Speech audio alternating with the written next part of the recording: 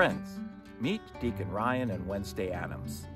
Over 10 years ago, a pastor's invitation led them to the Equestrian Order of the Holy Sepulchre, a centuries-old organization that looks after the interests of Christians in the Holy Land.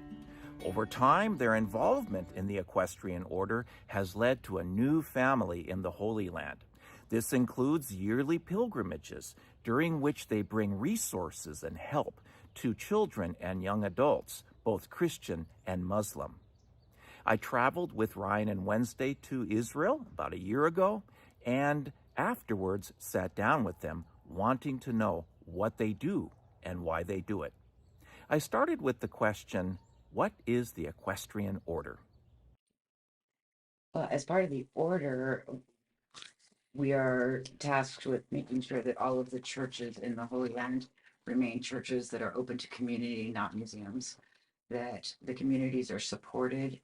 We we support the schools, the colleges, The seminary, seminary, hospitals, elderly care. right. We ensure that people who want to make a pilgrimage and see these places, be in these places, experience these places, have a place to go. And it's still an active community of Christians in those places. The Christians in the Holy Land are dwindling, they're moving out, they're moving on. And so we are really tasked with supporting them so that they can stay in the place where Jesus walked. During their third year of training for deacon ministry in Los Angeles, a homework assignment led Ryan and Wynsdey to establish the Our Lady Queen of Palestine mission, which, under the umbrella of the Equestrian Order, became a mission to help specific Christian ministries in the Holy Land. These ministries include St. Vincent's, dedicated to severely disabled children, the Holy Child of Jesus program, dedicated to the mental health of traumatized children, and Bethlehem University, an institution of higher learning where young adults receive degrees in a variety of academic programs. Each of these involves Christians and Muslims working together. As our conversation continued, I wanted to know why. Out of all the things you could be doing, why do you spend so much time and exert so much effort taking care of these ministries? We both look at each You other. wanna go? I think for both of us, we probably have similar calls to this sort of ministry. Mine is maybe a little bit different than yours. I've worked with children since I was 16 years old, specifically with children with mental health issues. So when there are children, specifically for me, my heart is always called to the children in need, no matter who they are. I also feel called to be there for adults in need, but specifically in the beginning, children in need. My heart is always pulling me in that direction. If I see somebody on the margins, or if I see somebody with not able to take care of their basic needs to grow and thrive in life and uphold their dignity in that, then I'm going to be called to do something about it. The real personal aspect to it is, for whatever reason, we never brought children into our marriage. We've never had kids of our own. Mm-hmm. These are my babies. Right. These are my kids, man. I'm a spiritual father to them, and I've had such a blessed, fortunate life that I can take care of them to a certain degree. I can financially help, but I also have the time, I have the treasure, I have the talent where I can travel, I can talk about them, I can raise awareness, I can gather funds, I can go there once a year. These are our babies, man. Yeah. These are your children. Yeah. And we go back once a year, so we know them. Yeah.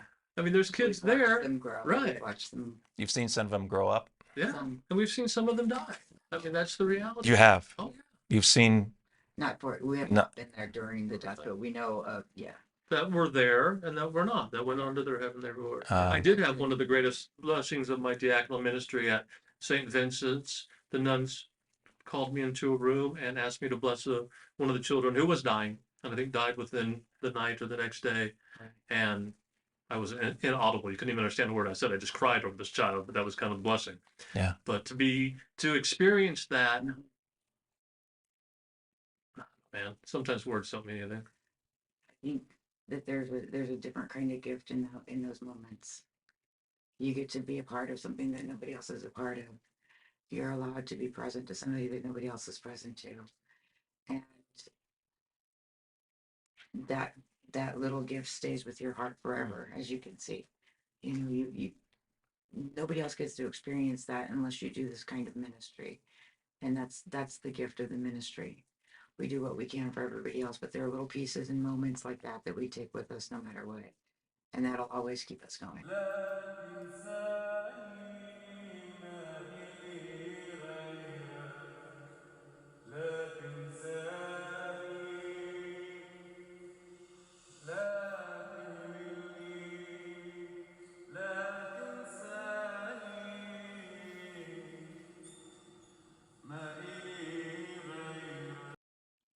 But what do you bring as a deacon couple to this ministry? There has to be something.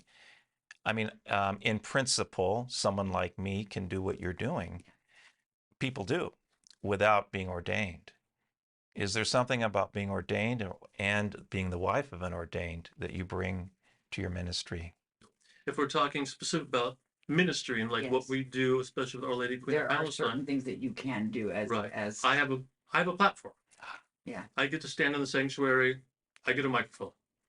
I can speak to a congregation about our sure. ministry. I mean, I think that's a big part of it because we travel around. We were just in Nevada. We were just in Arizona. We've got dates all over LA and Southern California lined up where I get to speak in the sanctuary from a position of where people are listening and hopefully enjoying what I have to say. But I think that that aspect of it is a big part of our ministry because we can Right. get the word out to a lot of people because of that. It's true, though, that you have brought your ministry into that realm. Your visibility in the Holy Land adds to the depth of the ministry, your presence.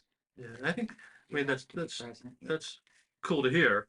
But I think even beyond the outward appearance, I think the relationships that we've Right. made over there bring such a depth to pilgrimage now. Because I mean, like you said, you've been with us twice now, which is awesome.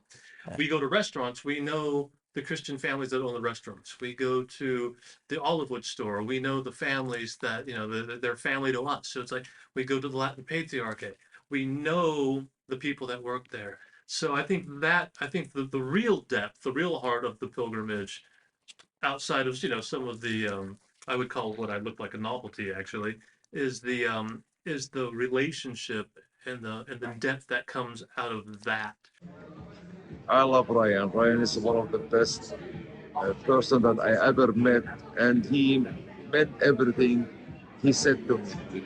He's constantly bringing pilgrims to the Holy Land and encouraging pilgrims to support the Christians in town of Bethlehem, visiting churches, visiting institutes, and ask them to support, even though visiting the families in town of Bethlehem, sharing with them their daily life, how they feel, what they do, how the living is going on.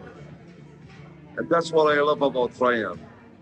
We're not only friends, we actually feel like family members with Deacon Ryan and Dame Wynsdey. The students feel very safe talking to them. They feel very welcome, very loved.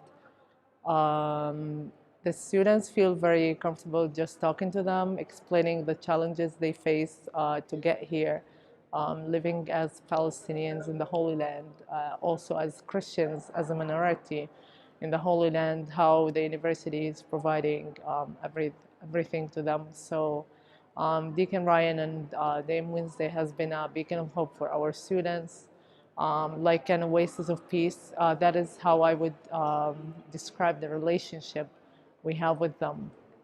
One of the people we met in Bethlehem, a Palestinian Christian, and I mentioned to him how beautiful it is that Muslims and Christian Palestinians come together in these places, St. Vincent, Bethlehem University, and the Holy Child program, how Muslims and Christians work beautifully together. And I was on my cloud nine.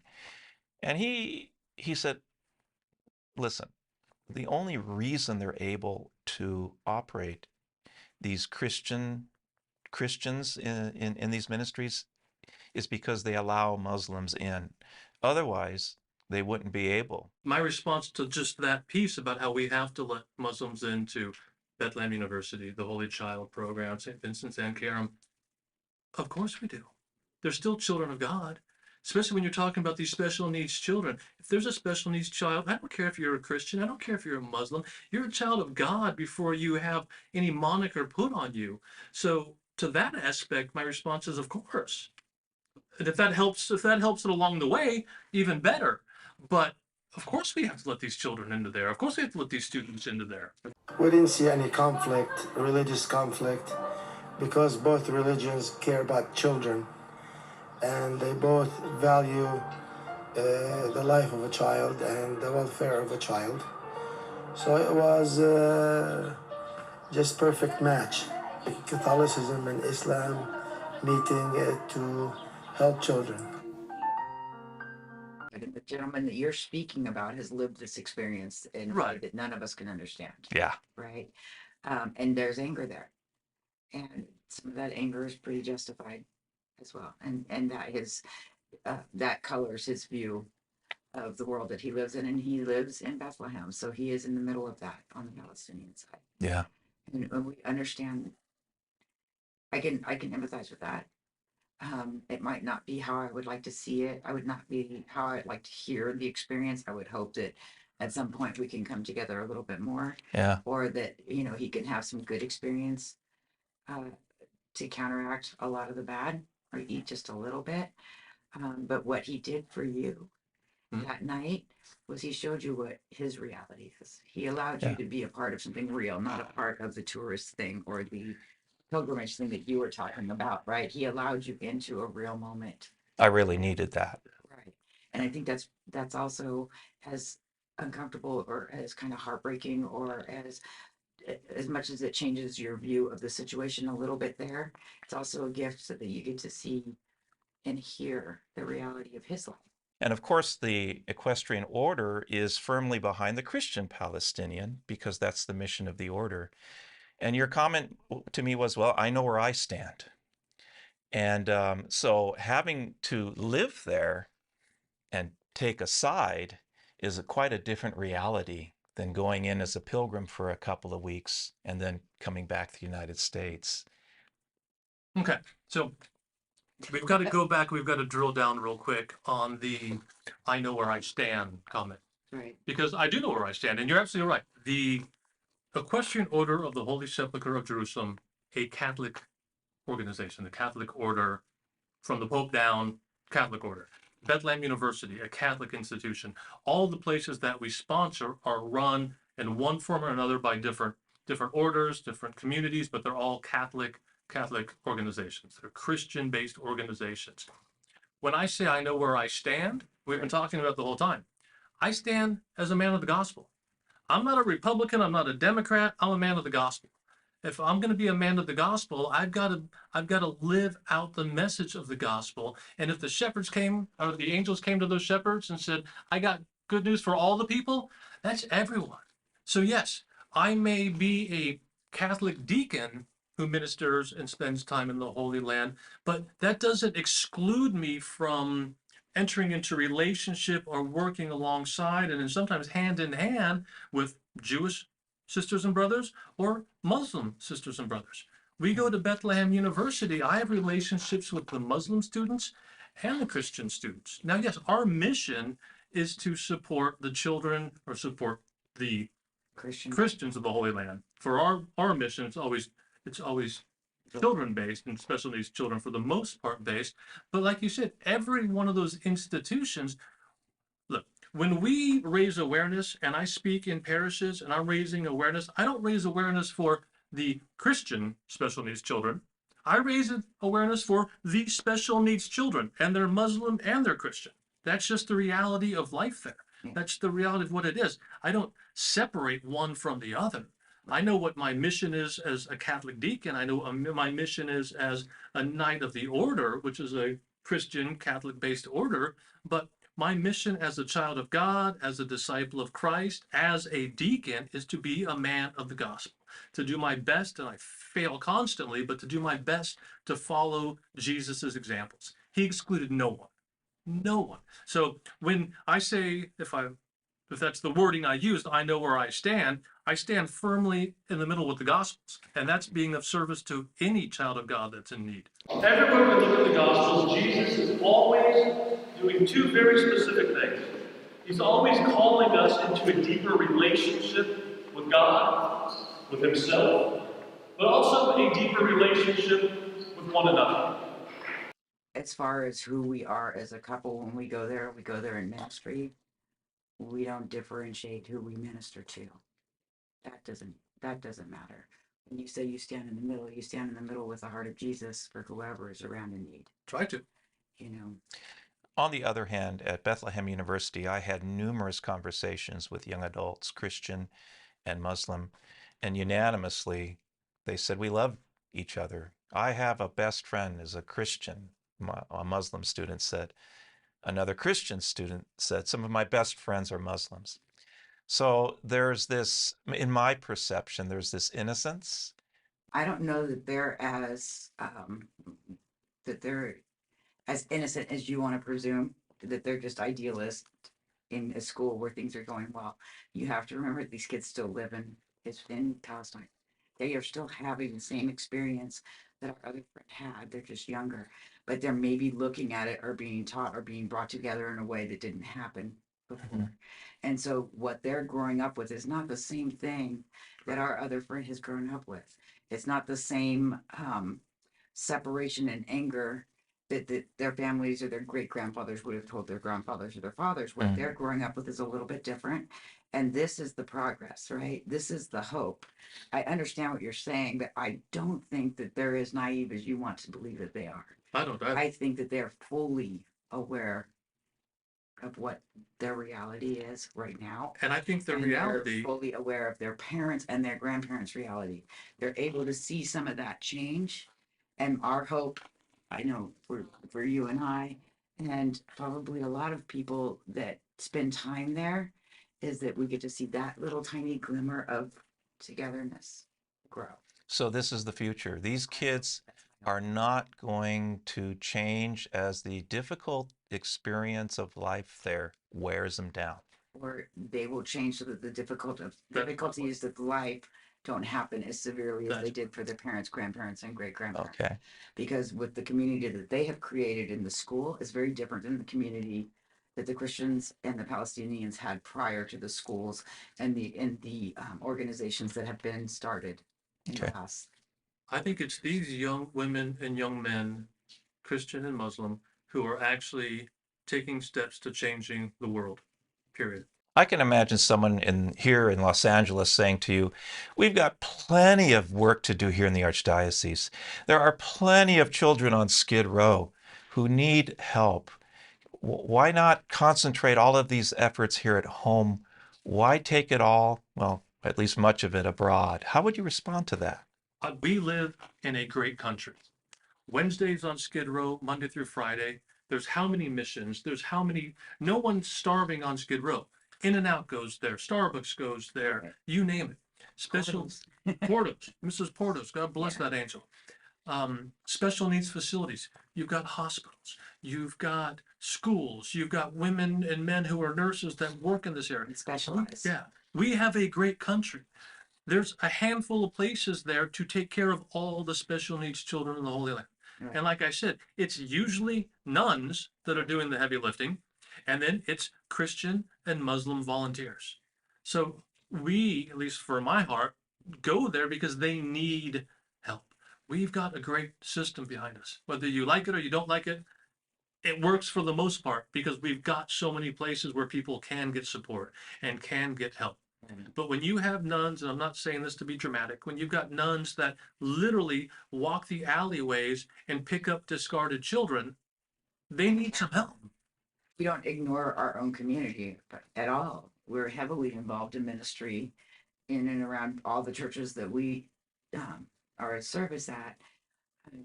And then, of course, like our daily lives are also filled with service in different ways, like we said, but there is a call for us because we are members of the equestrian. Ryan, Wynsdey, thank you for taking the time to share Sure. with me and my audience. Much appreciated. Thank you for having us. Very nice.